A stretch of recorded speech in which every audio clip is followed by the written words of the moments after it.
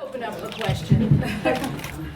So, you know, the Haves and Have-Nots premiered season 2 on Tuesday to 3.2 million viewers. And so, how does it feel to be, you know, in season 2 and even, you know, a stronger response? The fans are really connecting with the show. How does that feel about how, you know, your role and your contribution to the show, and what does that mean? It's great. First of all, thanks everyone for coming out and supporting us in this cold ass weather. You know, it's great. It's crazy to see the response that has really happened with this show.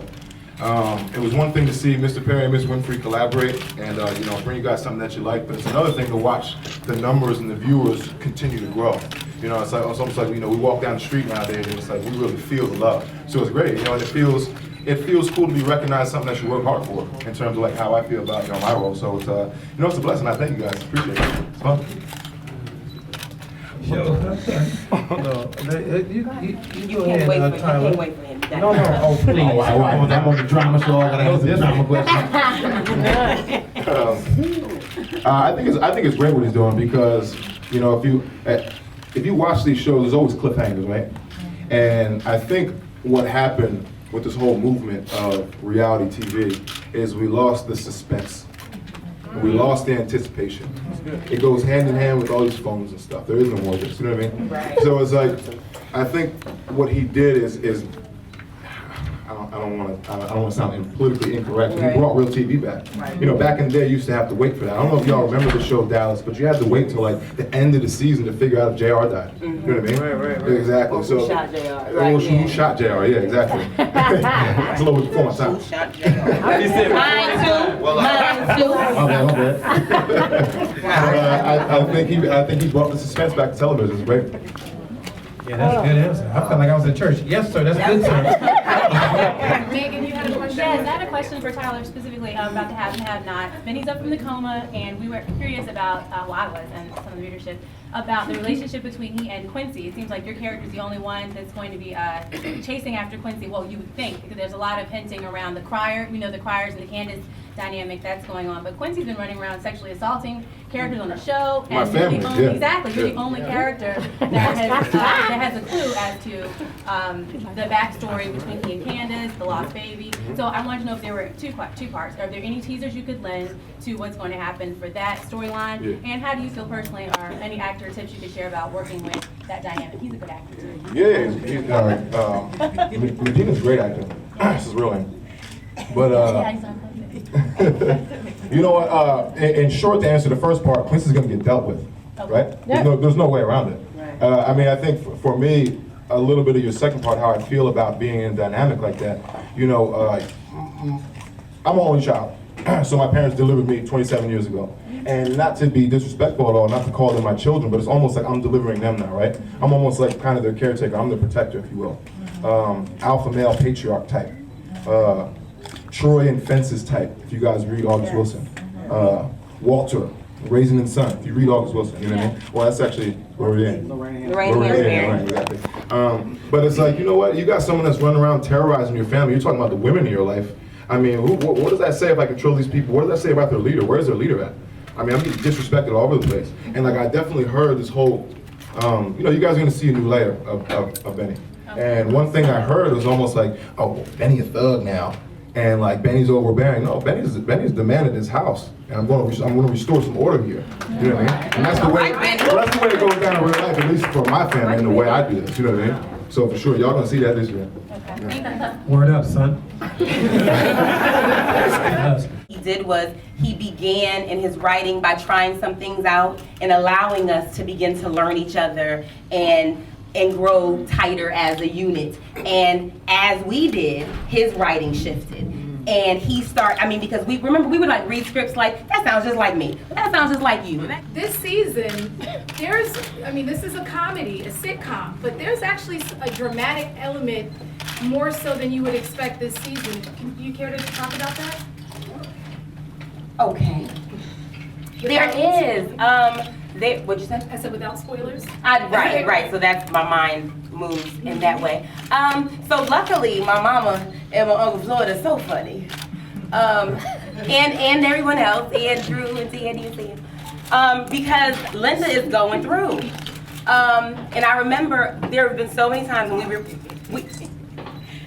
this is my Good, I know, but I No, was we're reading pumped the- that no, it's the barcode. Floyd, that's your uncle. The barcode. Okay, back here. So, there are so many times when I would read the script and I'm like, "Oh, Mr. Perry, get out of my life," because the things that Linda is experiencing are just very universal. I think as it pertains to what women experience. You know, we go through with these men. I've been through, as I'm sure you have.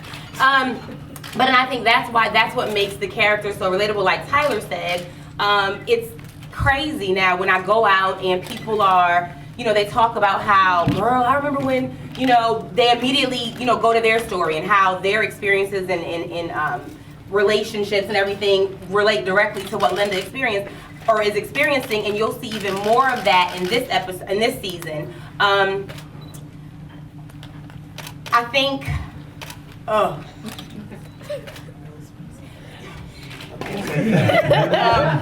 no, because shut up. Oh, thank you. No, but we know as women, we know that sometimes even we have, you know, we have our own baggage, we have our own issues and things we have to work through to be able to allow, to be open, to allow love in. And so often you've heard about how, you know, you're so preoccupied with standing right in front of you and you're missing it, right? So we, right? Oh, she feeling So yes. So, you know, so Linda definitely struggles with that. And then there's another element this season you'll see where once she perhaps arrives at that place, now she's got to deal with, because she's been so focused on, you know, her insecurities and what she's not ready for, now she's got to figure out, you know, is he really as ready as he thinks he is? All right. And he just might not be. Okay, now Patrice and Palmer.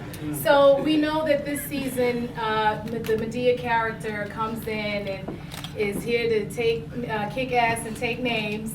And how did it feel to, because you guys are the strong, you know, comedic element of the show, but now you have to share the stage or the camera with Medea.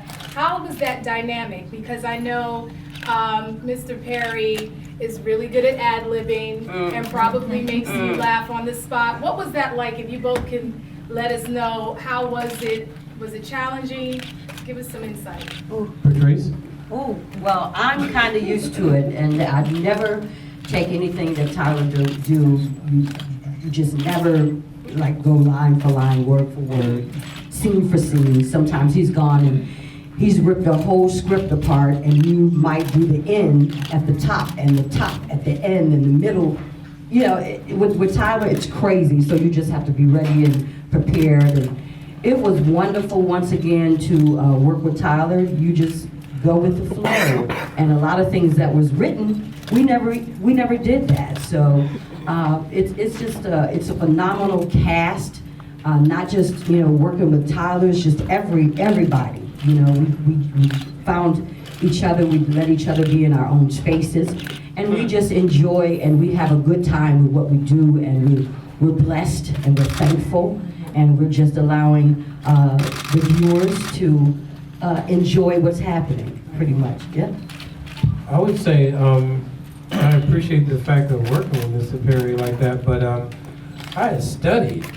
And then it's like The script, nothing right. that I studied was used. I was like, So but it we was all not- good.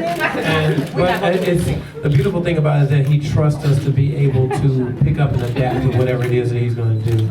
I think one of the beauties of doing this show is that we're able to put a part of us in there. And a lot of people don't allow that trust level or allow that to happen in a lot of the sitcoms or in dramatic shows. So I mean, we are in a very blessed situation where we can actually express ourselves, as well as you know he'll pull us back in and pull the reins back in when we get way off left. I know I've been. Palmer go Ooh. far left. What? He go further than most. Palmer and Jonathan. Right. Yes. No, that's because it's too early in the morning. I don't realize what I'm doing.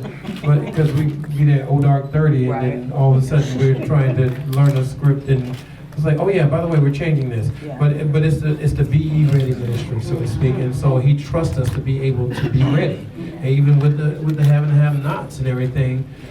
It's just amazing that we're able to be trusted, and then that's an honor that someone such as a Mr. Tyler Perry and a Miss Oprah Winfrey that trust us to show our gifts and be able to do what it is that we do, and then be acknowledged for it and everything. And by the way, some of these cameras need some oil. It's so loud. One is like shooting off 5 and WD-40. Okay, great. So back to the show. And y'all give it up. Didn't she look lovely? Don't. Speaking of lovely, doesn't Miss Lovely look lovely? They have been losing weight. I'm gonna be doing some crunches after this. Okay, so anyway, so yeah, he trusts us, and that's great, and we adjust and adapt and everything, and that's great, and they said exactly what we're supposed to say, and that's fine. But let me tell you for real. Oh God. All right. I was tripping. She was tripping. I was tripping. And she never worked with Love That was my before. that was my first. They've worked with Medea before. Yeah. I had not. I had a boss named Tyler Perry who showed up in a dress and a wig. Right.